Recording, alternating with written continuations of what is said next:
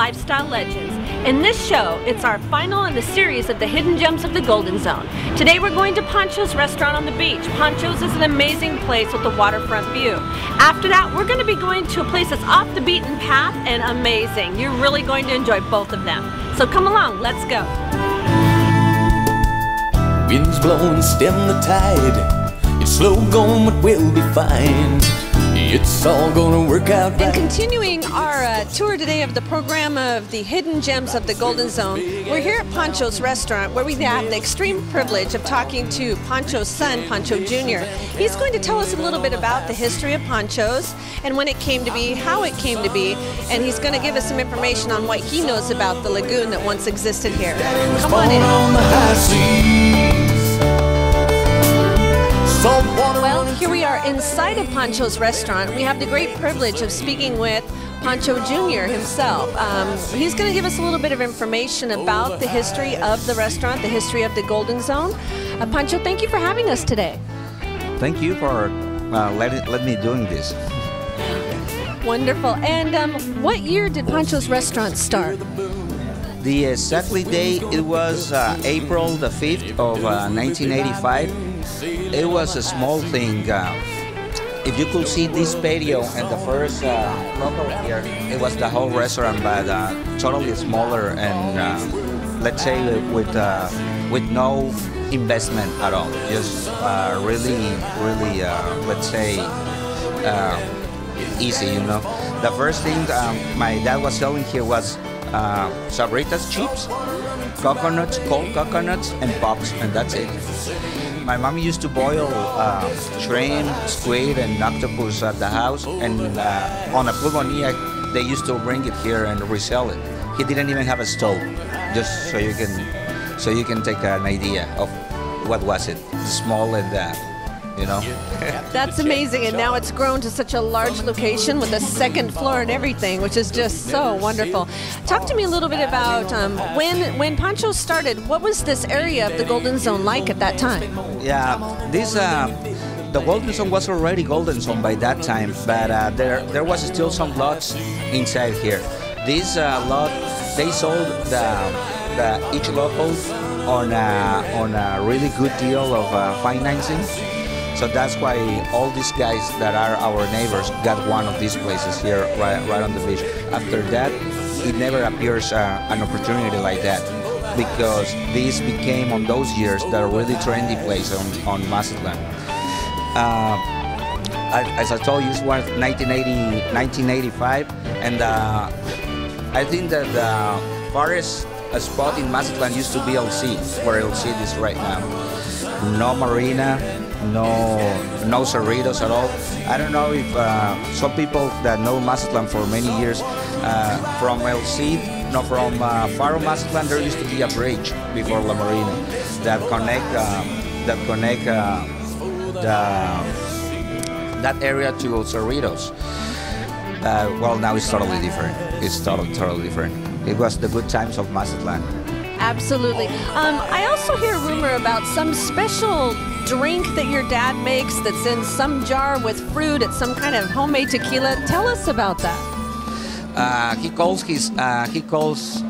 that drink itself moonshine.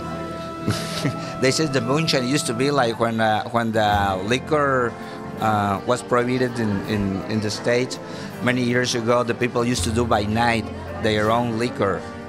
Fermenting fruits and everything. It's really easy. He cuts.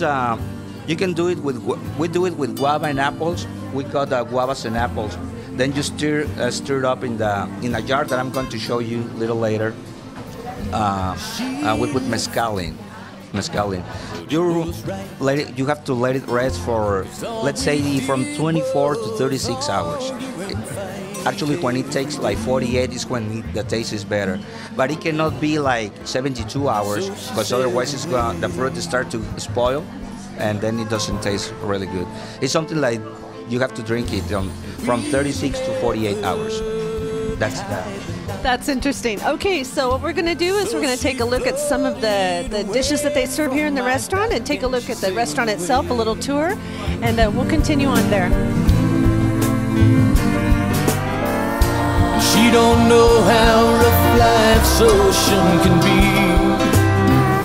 She's probably saying the same thing about me. Oh, she left and she sailed away.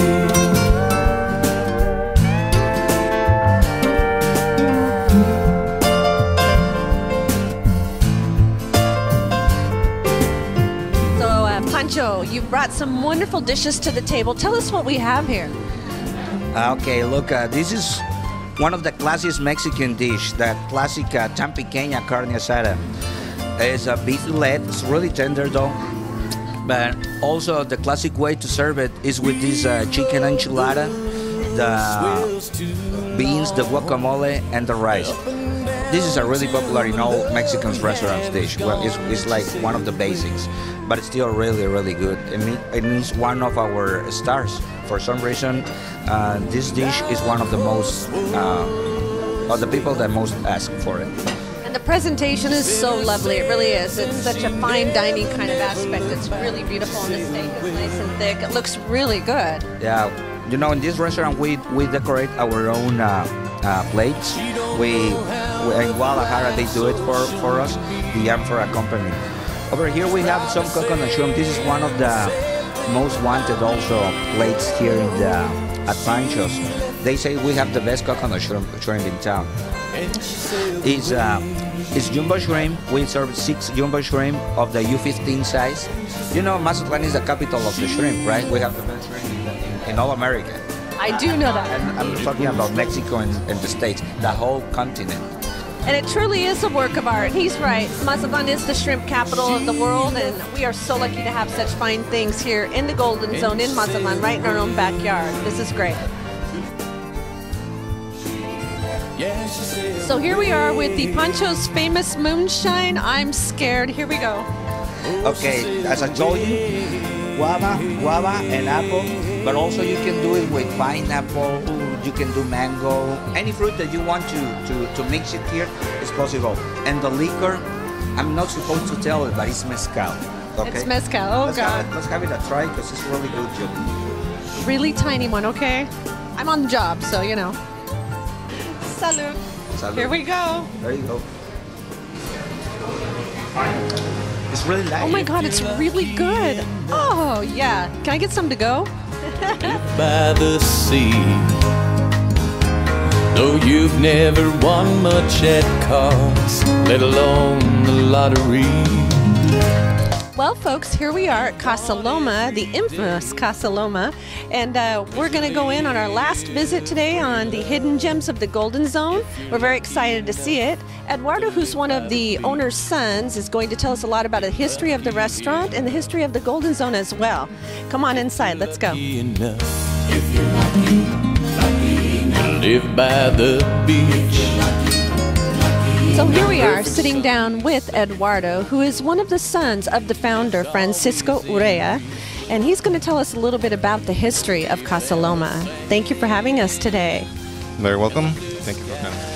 And tell us a little bit about the history of Casa Loma. When was it first founded? What year? It was founded in 1975 by my father. He wanted a place away from the busy Golden Zone, just a few blocks, someplace where people can have a nice, quiet, relaxed dinner. Lovely, lovely. And tell us a little bit about the type of menu that's offered here. I see that it's very elegant inside and outside with two very different atmospheres. Outside being more of a casual patio dining, inside being extremely elegant. What kind of things do you offer on the menu? Well, we have the most extensive menu in Mazatlan. We have salads, soups, fish, shrimp, lobster. We have a little bit of everything. It's international cuisine, and everything is made right at the moment. That's wonderful. Fresh ingredients that are here in Mazatlan, which we have such an abundance of. Tell me a little bit about the area as you know it in the history of Mazatlan and the history of the Golden Zone. What was it like when the restaurant started? I'm sure you maybe don't remember back that far, but tell me as far back as you do remember. Well, I don't remember doing this, but I was the first in the family to do the first steps on the foundations of the restaurant. But here in the Golden Zone was completely it was completely empty lots and no house around. And the idea of being away is because my father always thought it as a place away from the busy area. Makes it a little bit special. That's why we are all the way here. But it was completely nothing. No buildings. It's just empty lots. That's amazing. And tell us a little bit. I understand you do some special treats tableside. What is it that you do in preparation of meals tableside?